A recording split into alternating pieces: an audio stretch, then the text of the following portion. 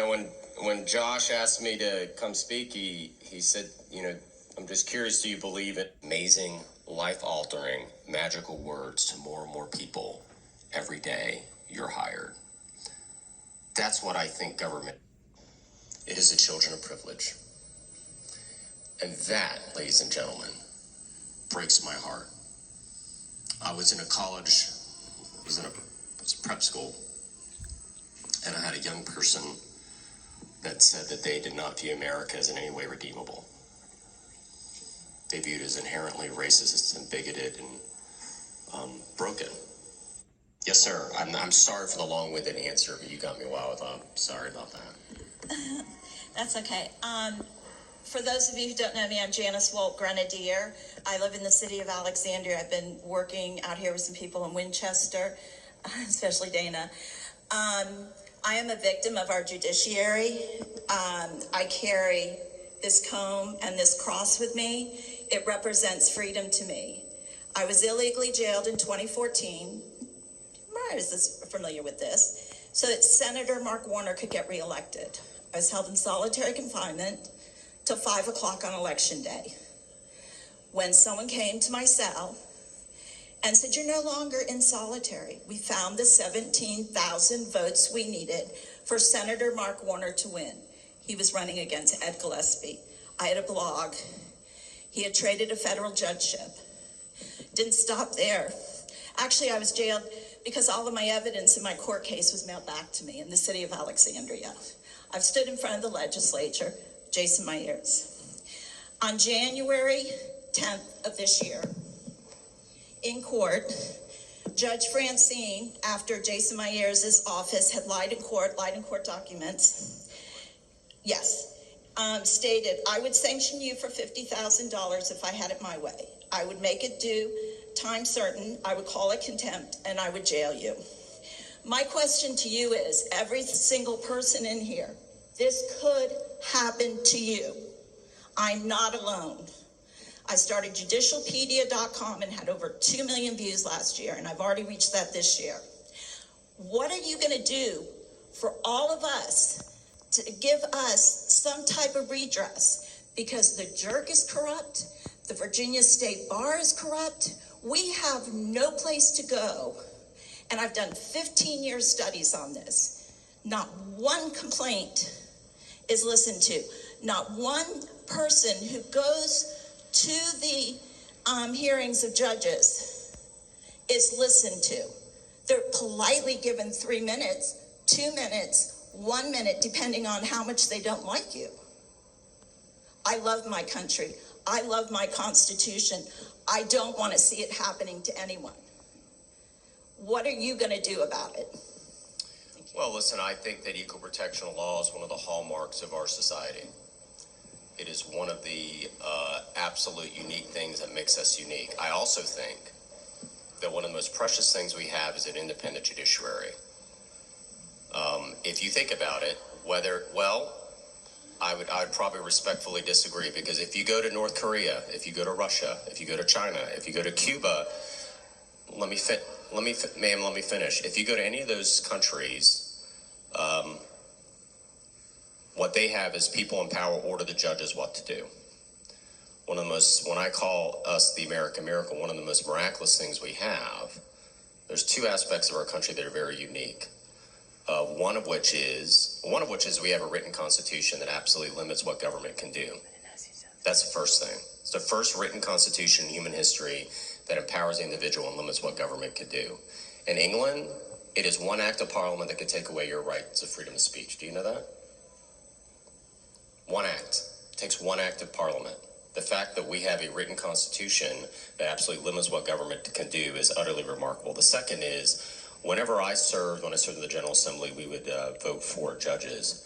At that point, separation of powers, I am not allowed, first as a legislature and now as the executive branch, I'm not allowed to order a judge to do anything. It actually violates the Virginia Constitution because we have very explicit separation of powers. And I think the founders designed it that way for a reason, because they were paranoid about two things: anarchy and monarchy. They did not want power centralized, and they did not want the rights of the mob to trample on the rights of the individual. So, ma'am, I am not completely familiar with your case, but what I would say is this: is I am a passionate believer that every single person should be treated with dignity and respect. If you have not been doing so, then what I would recommend that you do, if you feel like your civil rights have been violated, then we have an Office of Civil Rights in my office. But I do not have the power to order or tell a judge to do anything, because if I did so, it would violate the Virginia Constitution, which I took an oath of office on January 15th, 2022 to uphold, and I'm not going to do that. Next question. Good morning. My name is Gary Krause. I'm a husband, father, soon to be 3 beautiful girls. And 3 daughters? 3 daughters. Yep. Third one's going to be a girl too. Welcome to the club. Navy veteran, 11 years, 4 months, and 3 days. Not that anybody was counting. Did a couple of overseas tours during that time. And I have a question that might be a little bit uncomfortable, but it is something that our country was founded on. The topic is, and it's something that's brought about great positive change within our country since its inception. And it's a very pointed question. Do you support civil disobedience for unconstitutional regulations? Do I support civil disobedience? That is a fascinating question. I think the American that best encapsulated that answer, and I think it's one of the most remarkable documents ever written by an American. And if you know the circumstances, if you get a chance to read it and you understand the circumstances, it's mind-blowing. It's a letter from a Birmingham jail from Dr. Martin Luther King. He was jailed when he was protesting the horrific status of segregation. When you read the letter from a Birmingham jail, what's most remarkable is how much he was able to quote verbatim for some of the greatest thinkers in human history, and he did not have access to any notes when he was in prison, but he was challenging Christians and the church and America to essentially live up to its ideals. Margaret Thatcher once said that in Europe, all the countries emerged out of history, but America is the only country to emerge out of a philosophy.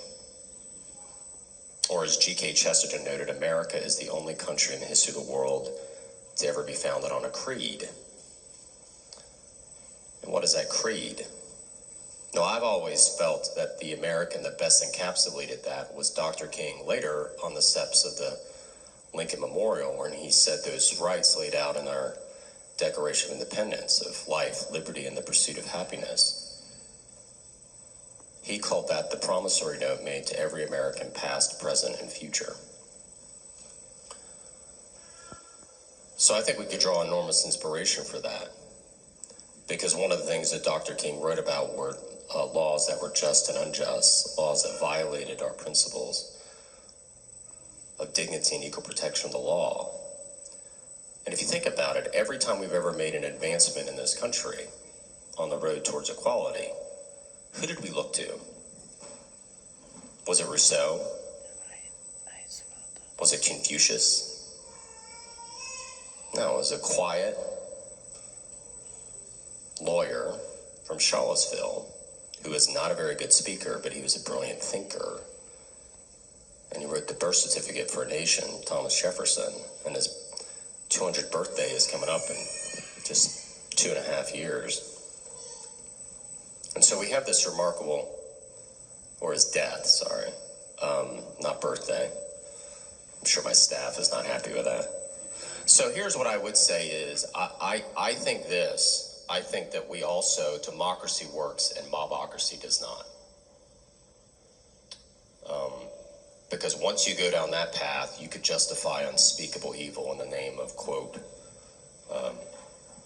of whether you call it social justice or pick your topic. And let me tell you something. If you look throughout the totality of human history, thank God we have the rule of law in this country. And the idea is we have both the courts and democracy so we can petition our issues and our redresses. If people think it's okay to commit acts of violence towards their fellow American, that is not how you solve our political problems. One of my favorite presidents is Ronald Reagan. And he said this, you can applaud, but he said this at his first inaugural, and it's one of my favorite quotes of his. He said, "How can you claim to love your country if you don't first love your fellow countrymen. Now, I'm a person of faith as well, and so that also goes directly to my faith as well, is also loving those that we disagree with. And it can be hard because a wise person once noted that politics is downstream from culture, and as our culture has gotten more coarse, so is our politics, and that grieves me. That grieves me. I had a wise Marine once share with me, they said, you know, if you go to Arlington National Cemetery and you walk among those crosses and those stars of David's, there's not an R or a D next to anyone's name. In other words, someone that maybe you disagree with politically has given the last full measure of devotion to this remarkable country. In summary, the person that disagrees with you politically is not your enemy. So let's not act like it. Next question. Got time for probably, unfortunately, one more question. Go ahead. Good morning. You touched on our American history a little bit. I'd like to know what's the current status of the Robert E. Lee statue on Forest. He's sitting in ugly rumors, so I want to know what the truth is. What's being done with General Lee's statue right now today? Well, it's not on Monument Avenue anymore. I mean, it's in storage, was the last report I heard.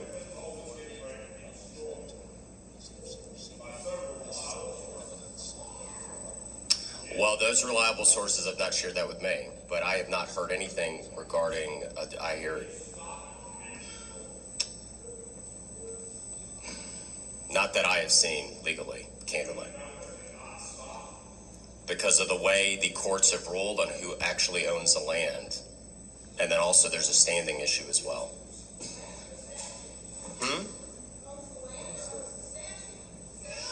Well, the land, I mean, listen, I have not looked at the fact, I have not looked at the,